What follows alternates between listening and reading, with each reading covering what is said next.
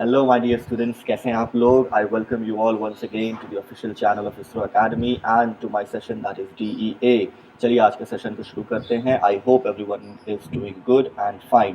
तो आज का session that is today's date is 17th of September. Session की सीक्वेंस ये रही आपकी स्क्रीन पे. सिनोनिम्स पिछली क्लास से जुड़े हुए कौन कौन से सिनोनिम्स जो मैंने पिछली क्लास में बताए हैं. स्पेट का मतलब क्या होता है? क्लास में मैंने एक्सप्लेन किया हुआ है. अगर आपने वीडियो नहीं देखा है please go and watch. Spate का सिनोनिम्स कौन कौन से होंगे? Flurry, deluge and string. ठीक. Tantalising, corrosive, probe, slated. 5 ही शब्द देता हूं लेकिन 5 ही इनफ होगा आपकी वोकैबुलरी को बिल्डअप करने के लिए. So keep following this particular section. Synonyms and antonyms. Tantalising का क्या होगा? Alluring, persuading, drawing. कोरोसिव का क्या होगा? एसर्बिक, ट्रिंकेंट और इंसिसिव. प्रोब का क्या होगा? डेल्विंग, स्क्रूटिनी एंड इंक्विजिशन. और स्लेटेड का क्या होगा? Contracted, reserved and build. ठीक है. BUILD नहीं है, ये BILLED है. तो जो लोग सुन रहे हैं वो लोग बिल्ड ना कर दें BUILD. ठीक है. चलिए शुरू करते हैं. एंडमिन्स आ जाते हैं. उसी का उल्टा स्पेट का क्या होगा? ड्रिबलेट, स्कैंटनेस एंड न्यूबिन. ठीक. टेंटलाइजिंग का क्या होगा? अनइनवाइटिंग. कोरोसिव का क्या होगा? Fortifying, gentle and nice. Probe का होगा? डिक्रिपीट, डिनायल, डेफिशिएंट. ठीक. और स्लेटेड का लास्ट क्या होगा? Free and liberated. ठीक है. चलिए, तो पिछले क्लास में मैंने एक सवाल दिया था बैंक पीओ लेवल का. देखते हैं आप लोगों ने कितने लोगों ने सही किया है. आज मैं आंसर बताने जा रहा हूँ. आंसर क्या बताऊंगा इसका मैं इवैल्यूएशन कर देता हूँ. देखते हैं क्वेश्चन क्या कह रहा है. Identify the error free sentence from among the options. मतलब इन सारे ऑप्शंस में से एरर फ्री सेंटेंस खोजना, मतलब जिसमें कोई एरर ना हो. तो ऐसे क्वेश्चंस को अप्रोच करने के लिए आपको सबसे पहले करना क्या होता है? चारों पांचों सेंटेंसेस जितने भी दिए हैं उन सब में आप क्या करो? एक एनालिसिस करो कि दो चार पांचों में क्या डिफरेंस है. मतलब कौन सी ऐसी चीज है जो पांचों में डिफरेंस पैदा कर रही है. ठीक. अब अगर मैं डायरेक्टली मूव करूं डिफरेंस पे तो मैं चेक करता हूं, यहां तक चेक करता हूं. देखो, durables, durables, durables and durables चारों में सेम है. यहां तक कोई प्रॉब्लम नहीं है. फिर उसके बाद आता है अटेस्ट, अटेस्ट. फिर आता है अटेस्ट. फिर उसके बाद क्या आता है? अटेस्ट. तो SES की प्रॉब्लम है. सिंपल सा फंडा है. SES की प्रॉब्लम तब आती है जब मेरा सब्जेक्ट सिंगुलर या प्लूरल है. यहाँ पे सब्जेक्ट ड्यूरेबल्स नहीं है, यहाँ पे सब्जेक्ट है ट्रेंड.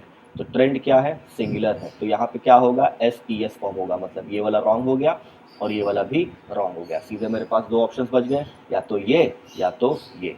अब मुझे क्या चेक करना है? चेक करना है कि क्या इन दोनों में कोई और भी प्रॉब्लम हो सकती है. चेक करते हैं. आगे बढ़ता हूँ, देखता सब कुछ सेम है. यहाँ पे क्या डिफरेंस है? डिस्क्रिशन और डिस्क्रिशनरी. अब समझो, किसी भी चीज़, किसी भी नाउन का अगर मुझे विशेषता बतानी है तो मैं जनरली वहाँ पे एडजेक्टिव का यूज़ करता हूँ. फॉर एग्जांपल, अगर मुझे मेजर्स लेने हैं तो वो प्रिकॉशन मेजर्स नहीं होंगे, वो प्रिकॉशनरी मेजर्स होता है. राइट.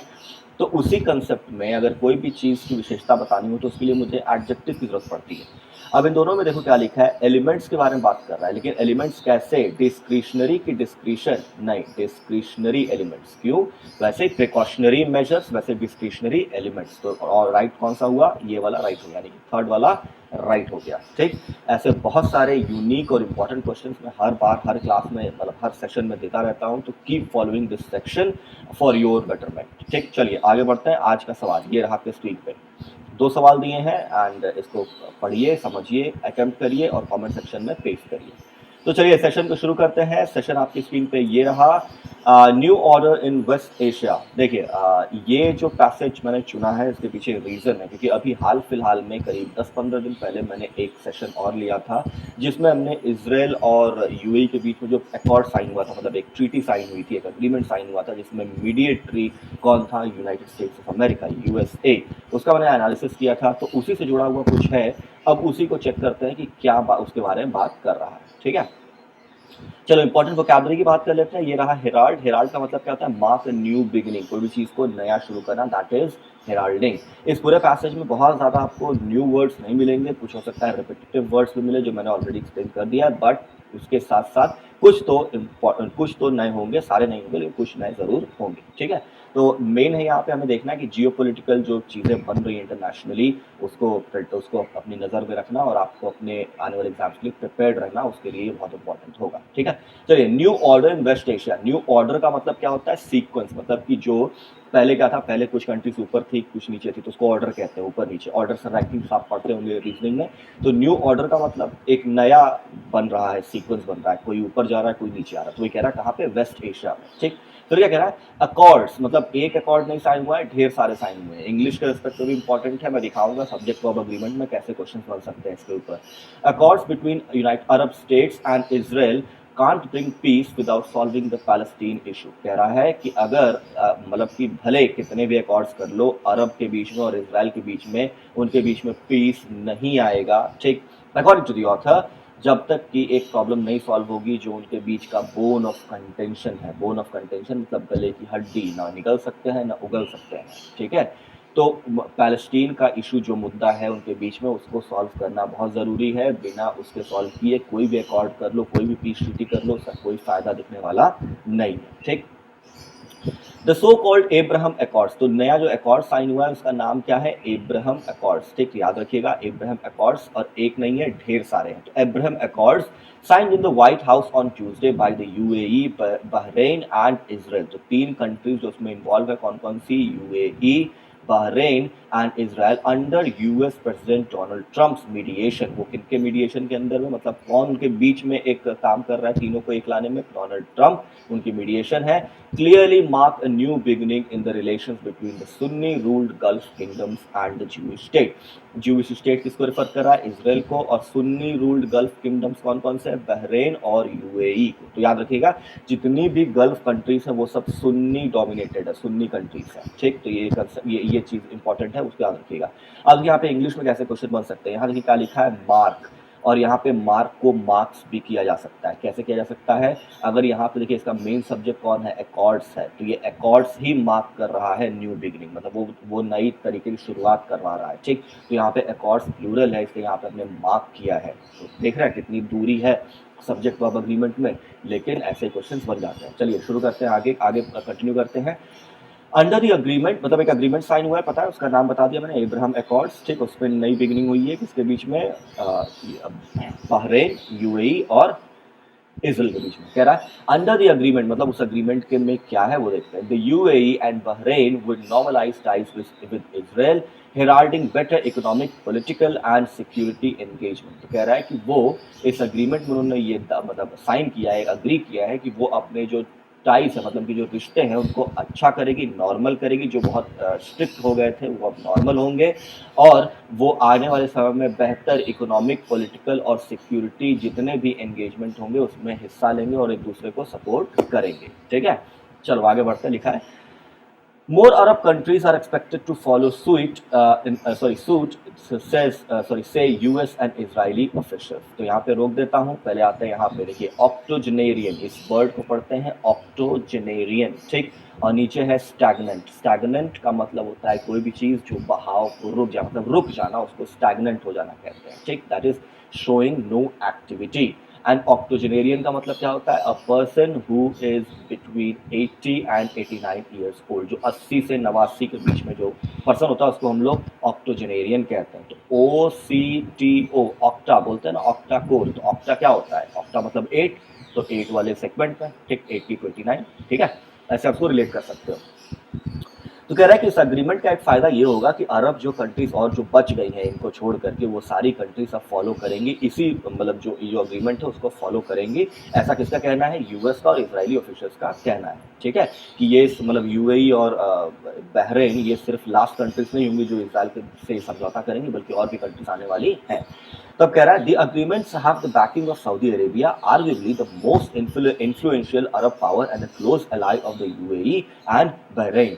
कह रहा है कि ये अग्रीमेंट जो हुआ है ये सपोर्ट है। बैकिंग का मतलब होता है सपोर्ट। किसका सपोर्ट है? Saudi Arabia. मतलब सऊदी अरेबिया ने भी इसको डायरेक्टली नहीं तो इनडायरेक्टली सपोर्ट दिया है, जो कि जिसको माना जाता है, आर्ग्यू किया जाता है कि वो सबसे इन्फ्लुएंशियल, मतलब सबसे ज़्यादा पावरफुल अरब कंट्री है, और साथ साथ एक क्लोज अलाई भी है। अलाई मतलब उसका साथी है किसका? यूएई का और बहरेन का। तो ले देखिए सऊदी अरेबिया का भी साथ इस एग्रीमेंट को मिल गया है। तो आगे कह रहा है द एलिंग, एलिंग मतलब जो बीमार चल रहा होता है उसको एलिंग कहते हैं। The ailing octogenarian ruler of the kingdom Salman bin Abdullah Aziz is treading cautiously for now. तो कह रहा है कि जो वहाँ के रूलर है, जो ऑलरेडी बीमार चल रहे हैं, और कैसे रूलर है, ऑक्टोजेनेरियन, वो कहाँ वो है, उनका नाम क्या है, Salman bin Abdullah Aziz is treading cautiously. Trading का मतलब क्या होता है, फूक फूक के कदम रखना, बहुत ज्यादा फूक फूक के कदम रख रहे हैं वो अभी के लिए। But Riyadh has open it's air space for commercial flights between the UAE and the Israel. लेकिन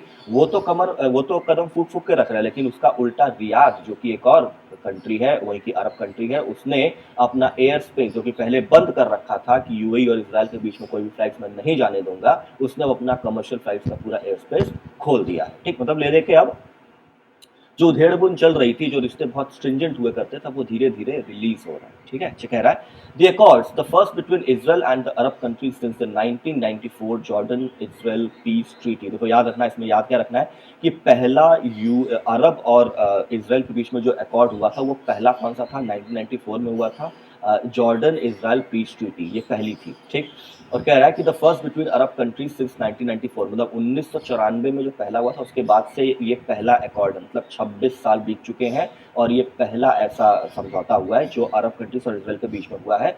also offer a rare diplomatic win to mister Trump, मतलब ये अकॉर्ड उनके लिए तो फायदेमंद है, साथ साथ एक डिप्लोमेटिक विन भी है जो कि रेयर है। मतलब कि कहने का मतलब ये है कि मिस्टर ट्रंप को अभी तक कोई भी ऐसी डिप्लोमेटिक विक्ट्री हासिल नहीं हुई है उनके कार्यकाल में, तो ये रेयर डिप्लोमेटिक विक्ट्री है मिस्टर ट्रंप के लिए। जिनकी foreign policy, whose other foreign policy bets, मतलब कि जिन्होंने और भी जगह अपने फॉरेन पॉलिसी में अपना हाथ आजमाया, ठीक, उसको बेट्स कह रहे हैं, तो कहाँ, चाहे वो ईरान हो, चाहे वो नॉर्थ कोरिया हो, वो तो या तो डिजास्टर्स साबित हुए या स्टैग्नेंट साबित हुए। मतलब कि उन्होंने जहां पर भी फॉरेन पॉलिसी में हाथ आजमाया, वो या तो डिजास्टर्स हुए या तो स्टैग्नेंट हो गए। डिजास्टर्स मतलब तबाही मचा दी, या तो स्टैग्नेंट मतलब कि वहीं पर रुक गए। ठीक, लेकिन ये पहला ऐसा है जो एक डिप्लोमेटिक विक्ट्री के तौर पर देखा जा रहा है। ठीक, फिर कह रहा है with less than 50 days to go before his reelection bid he has called the agreements the new dawn of a new Middle East. तो कह रहा है कि 50 दिन से भी कम समय बचा है जब उनका री इलेक्शन के लिए वो खड़े हो रहे हैं। ठीक, तो इस अग्रीमेंट को उन्होंने मतलब कि बताया है, लोगों को दर्शाया है कि ये नया डॉन है, DAWN, डॉन का मतलब होता है उदय होता है किस चीज का, एक न्यू मिडिल ईस्ट का, मतलब एक मिडिल ईस्ट जो बहुत पुराना हो गया था, अब एक नया उदय उसका देखने को मिलेगा। ये किसने कहा है, मिस्टर डोनाल्ड ट्रंप ने कहा है।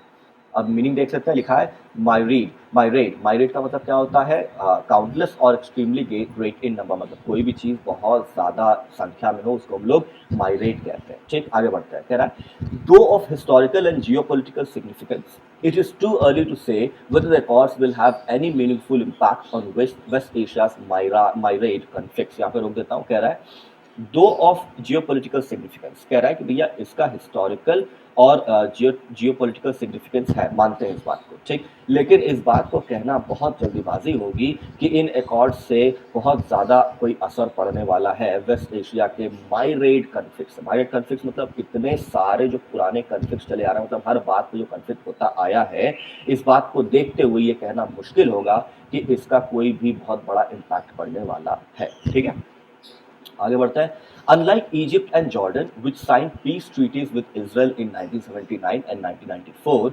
respectively, the Gulf countries are not frontline states in the Arab-Israel conflict। ठीक, तो कह रहा है कि कहने का मतलब ये है कि मतलब इजिप्ट और जॉर्डन को अगर छोड़ दें, ठीक, तो ये ऐसा नहीं है कि ये पहली कंट्री, मतलब पहली गल्फ कंट्री होगी जो कि आगे आकर के अरब इजरायली कन्फ्लिक्ट को सुलझाने की काम कर रही है। मतलब जो कहने का मतलब ये है, तो यहाँ से शुरू कर रहा है, अनलाइक, समझने का कोशिश करो। अनलाइक का मतलब इनको छोड़ देगा, तो अनलाइक मतलब इजिप्ट और जॉर्डन, मतलब ये एक्सेप्शन हो गया, अपवाद हो गया, मतलब इजिप्ट और जॉर्डन को छोड़ दें, तो जिन्होंने साइन किया था पीस ट्रीटी किसके साथ, इसराइल के साथ 1979 में और 1994 में, तो कह रहा है कि अगर इनको छोड़ दें तो ऐसा नहीं है कि मतलब ये जो गल्फ कंट्री सामने आ रही है ये पहली कंट्रीज हैं जो अब आगे आकर के इसे समझौता करना चाहती है। ठीक, कह रहा है they had established backroom contract with Israel years ago, तो वही उसी चीज को कंटिन्यू कर रहा है कि इन लोग, ऐसा नहीं कि पहली बार आ रहे हैं, इनका ऑलरेडी बैकरूम कॉन्ट्रैक्ट बन चुका है। बैकरूम कॉन्ट्रैक्ट मतलब ऑफिशियली इनके रिश्ते अच्छे नहीं थे, मतलब कागजी तौर पे नहीं थे, लेकिन धीरे धीरे इन्होंने बैकग्राउंड में अपने रिश्तों को अच्छा करना शुरू कर दिया था। उसी का असर अब हमें दिख रहा है। तो वही देखो आगे कह रहा है, what is happening now is their normalisation. अब जो हो रहा है, जो एग्रीमेंट ऑन पेपर दिख रहा है, वो उसी का, जो ऑलरेडी हो चुका है, उसका असर है। ठीक है। सेकंड, मतलब दूसरी चीज जो उसमें ध्यान दिला है वो क्या है, the agreement leaves the agreements leave the Palestine question largely unaddressed. मतलब इसमें जो सबसे बड़ा मुद्दा, ठीक, वो क्या है कि जो भी एग्रीमेंट साइन हुआ है उसमें पैलेस्टीन का कहीं पर भी कोई भी मेंशन ही नहीं है, उस मुद्दे पे किसी ने कोई बात नहीं है, तो इसीलिए उस मुद्दे को लार्जली अनएड्रेस्ड, मतलब उस मुद्दे को छुआ ही नहीं गया है। और चूंकि देखा जाए तो अरब और इसराइल के बीच में जो सबसे बड़ा बोन ऑफ कंटेंशन मुद्दा है वो पैलेस्टीन का ही है, और मेन मुद्दा जब वही है उसको छुआ ही नहीं गया, तो किस काहे का पीस अकॉर्ड और काहे का कोई अग्रीमेंट। ठीक, आगे बढ़ते हैं। With Arab countries signing diplomatic agreements with Israel bilaterally, the Arab collective support for the Palestinian movement for nationhood which has been in the basis of 2002 Arab peace initiative is crumbling. चलो दोनों को relate करके बताता हूँ। कह रहा है कि देखो अरब कंट्रीज अब क्या कर रही हैं, साइन कर रही हैं क्या, डिप्लोमेटिक अग्रीमेंट्स, किसके साथ, इजराइल के साथ, वो भी कैसे, बायलैटरली। बायलैटरली मतलब दोनों तरफ से ये एक्शंस लिए जा रहे हैं। ठीक, ऐसा नहीं कि सिर्फ एक ही कंट्रीज को पुश कर रही है। कह रहा है कि अब देखने में आ रहा है कि अरब कंट्रीज उसके साथ बायलैटरल टाइज कर रही हैं, उनके साथ समझौते कर रही हैं। और जब और अरब कंट्रीज जो है कलेक्टिव सपोर्ट, मतलब कि पहले क्या होता था, देखो अरब इसराइल के बीच में जो बोन ऑफ कंटेंशन है वो पैलेस्टीन का जो मुद्दा है वो पैलेस्टीन एक अलग कंट्री बनाना चाहते हैं, लेकिन इसराइल ने उसको कब्जियाया हुआ है, राइट। तो अरब कंट्रीज क्या करती थी, पैलेस्टीन को सपोर्ट करती थी कि वो एक अलग कंट्री बने। तो वही कह रहा है कि अब अरब कंट्रीज ही पैलेस्टीन का मुद्दा छोड़ करके उनके साथ समझौते कर रही हैं, तो अब वो ठंडे बस्ते में जाता दिख रहा है। कौन सा मुद्दा, पैलेस्टीन का मुद्दा। तो वही कह रहा है, देखो the collective support for Palestinian movement, तो जो पूरे कंट्रीज जो कलेक्टिवली सपोर्ट कर रही थी किस चीज को, पैलेस्टीन के मूवमेंट को, किस चीज के लिए, फॉर नेशनहुड, मतलब उनके देश बनाने के लिए, which has been the basis of the 2002 Arab peace initiative, और जो कि एक मुद्दा रहा है, मतलब जो सबसे जो बेस पॉइंट रहा है 2002 के अरब पीस इनिशिएटिव का, वो अब ढहता दिखाई दे रहा है। मतलब कि 2002 से लेकर के अभी तक जो अरब और इसराइल के बीच में जो फाइटिंग चल रही थी, उसका सबसे मेन मुद्दा वो ये था कि पैलेस्टीन को एक अलग कंट्री घोषित किया जाए। अब वो मुद्दा ठंडे बस्ते में दिखाई दे रहा है। ठीक, देखो लेफ्ट हैंड साइड में लिखा है एंडोर्स करना, डिक्लेयर वंस पब्लिक अप्रूवल, मतलब कोई भी चीज को अप्रूवल लेना, मतलब इसको मतलब मान लो दो लोगों ने समझौता किया, उसको तुमने अपना लिया, तो उसको क्या कर लिया, एंडोर्स कर लिया, सिंपल। ठीक, आगे बढ़ता है। But it does not mean that the Palestine question would fade away. मतलब ये अगर समझौता हो भी रहा है तो उसका मतलब ये नहीं है कि पैलेस्टीन का सवाल पूरी तरीके से खत्म ही हो जाएगा, क्योंकि मेन मुद्दा तो वही है। The vacuum left by the retreat of the Arab powers from the Israel Palestine conflict is being filled by the non Arab Muslim powers Iran, Turkey and their allies. ठीक, तो कह रहा है कि जो वैक्यूम, मतलब कि अब जो जितनी कंट्रीज उस मुद्दे से वापस जा रही हैं, मतलब कि अभी जो अरब पावर्स जितने भी वापस जा रहे हैं इस मुद्दे से पीछे हट रहे हैं, उसने जो वैक्यूम बना दिया, जो जगह बना दी है, उसको फिल कौन कर रहा है, नॉन अरब मुस्लिम कंट्रीज। मतलब ये अरब की कैटेगरी नहीं आते हैं, लेकिन नॉन अरब मुस्लिम कंट्रीज हैं, मुस्लिम पावर्स कौन कौन सी, ईरान, टर्की और उनके जितने भी एलाइज हैं जो एंटी यूएसए है, सिंपल कह सकते हैं। ठीक, आगे बढ़ता है, कह रहा है जियोपॉलिटिकल स्टैंड्स में B shifting but the core issue concerning Israel is unresolved. कह रहा है भले जियोपॉलिटिकल स्टैंड, मतलब जियोपॉलिटिकल जो सिचुएशन है वो भले मूव कर रहा है, कहां से, इनसे लेकर के उनसे तरफ जा रहा है, लेकिन जो कोर इशू है, जो मुद्दा है जिसकी वजह से सारा सब कुछ बना हुआ है, ये अभी भी अनरिजॉल्व ही दिख रहा है। फिर क्या कह रहा है, तीसरा मुद्दा जो बात करने लायक है वो ये है, the UAE Bahrain agreements are in fact endorsing the region's emerging order. तो कह रहा है कि यूएई बहरान ने जो साइन किया, एग्रीमेंट साइन किया है किसके साथ, हमारे इजराइल के साथ, वो एक्चुअली में कुछ है नहीं, वो सिर्फ एंडोर्स कर रहा है जो रीजन में इमर्जिंग ऑर्डर है, मतलब कि बहती हवा के साथ, मतलब बहते हुए पानी के साथ वो बह रहे हैं। तो वहां पे जो सिचुएशन अभी बन रही है कि सबको लग रहा है कि नहीं इजराइल के साथ रहना ही बेहतर है, तो वो भी वही काम कर रहे हैं, भैया उसके साथ ही रहो तो ज्यादा बेहतर होगा। इसी कह रहा है endorsing the region's emerging order. ठीक, आगे कह रहा है with the US in retreat, देख रहे हैं कि मतलब यूएस अब पीछे हट रहा है, रिट्रीट मतलब पीछे हटना, and Turkey and Iran pursuing more aggressive policies, ये देखते हुए कि यूएस अब पीछे हट रहा है और टर्की और ईरान दोनों अब ज्यादा अग्रेसिव फॉरेन पॉलिसीज को फॉलो कर रहे हैं, there is a three way contest in shape. अब कह रहा है कि ये सब देखते हुए ये कहना गलत नहीं होगा कि वहां पे अब थ्री वे कॉन्टेस्ट बन रहा है। थ्री वे कॉन्टेस्ट क्या, देखो थ्री वे में कौन कौन सा, एक यूएस का हो गया, ठीक, फिर उसके बाद एक यूएई और तुम्हारा बहरीन और जो इजराइल के साथ समझौता किए हैं, और उसके साथ तीसरा पार्टी कौन सी हो गई, ये हमारे ईरान, टर्की और उनके अलाइज जो इसके अगेंस्ट है, ठीक। In which Sunni ruled Arab kingdoms, all American allies are realigning their geopolitical interests with Israel। तो वही मैंने बताया, तीन पार्टी से वो अपना जियोपॉलिटिकल इंटरेस्ट अलाइन कर रही हैं, किसके साथ, इजराइल के साथ। सब लोग अब इजराइल के साथ होना चाह रहे हैं, कुछ ही लोग उसके खिलाफ खड़े दिख रहे हैं, ठीक। अकॉर्ड का मैंने मीनिंग यहाँ दिखा है, लेफ्ट हैंड साइड में देखो, एन ऑफिशियल एग्रीमेंट, मतलब ऑफिशियल एग्रीमेंट कुछ भी होता है उसको हम लोग अकॉर्ड कह सकते हैं, ठीक। फिर आगे कह रहा है the Abraham Accords are likely to sharpen this contest, और अब्राहम अकॉर्ड्स जो कि अभी साइन हुए हैं, वो क्या करेगा, वो उसकी उम्मीद है कि वो इस जो कॉन्टेस्ट हो रहा है इन तीनों के बीच में उसको और ज्यादा शार्प कर देगा, ठीक है। If Mr. Trump and the signatories to the accord want to bring peace here, as they have claimed, they should address the more structural issues within which include the unresolved question of Palestine। फिर अंत में conclusive statement क्या है, बहुत बढ़िया conclusive statement है, कह रहा है कि अगर मिस्टर ट्रम्प और सिग्नेटरीज और जिन लोगों ने इसको साइन किया है जिस अकॉर्ड को, अगर वो सच में शांति चाहते हैं कि कोई मतलब अगर सच में शांति आ जाए, ऐसा कि जैसा कि वो क्लेम कर रहे हैं कि इस एग्रीमेंट से शांति आ जाएगी, और अगर वो चाहते हैं कि शांति आ भी जाए, तो उनको एड्रेस करना पड़ेगा, मतलब इसको इस चीज़ को उठाना पड़ेगा, कौन सी चीज़ को, मोर स्ट्रक्चर इशूज, जो उसका बेस है, मतलब जो स्ट्रक्चर है, मतलब जो कोर इशू है, जो कि अभी भी इस अग्रीमेंट से अछूता रह गया है, वो कौन सा है, which include the unresolved question of Palestine. Palestine का जो अनरिजॉल्व क्वेश्चन है, अगर उसको आप नहीं छुओगे, नहीं उठाओगे, नहीं डिस्कस करोगे, तो किसी भी अकॉर्ड, किसी भी समझौते का कोई मतलब, कोई मकसद नहीं रह जाएगा, और वहाँ पे किसी भी तरह का कोई पीस आने वाले समय में देखने को नहीं मिलेगा, ठीक है। तो चलिए इस सेशन को अब यहीं पर एंड करते हैं। आई होप आपको ये सेशन अच्छा लगा होगा, आपकी नॉलेज में थोड़ा बूस्ट मिला होगा, और इंटरनेशनल रिलेशंस को आप थोड़ा स्टडी करिए, इंटरनेशनली क्या चीज़ें हो रही हैं। मैं बहुत सारे लेकर के आता हूँ, कभी साइंस के ऊपर बेस्ड, कभी इसके ऊपर बेस्ड, कभी किसी और चीज़ के ऊपर बेस्ड। तो चलिए इस सेशन को आज एंड करते हैं, मिलेंगे यानी कि कल, that is on 18th of September। Till then take care, bye bye and जय हिंद।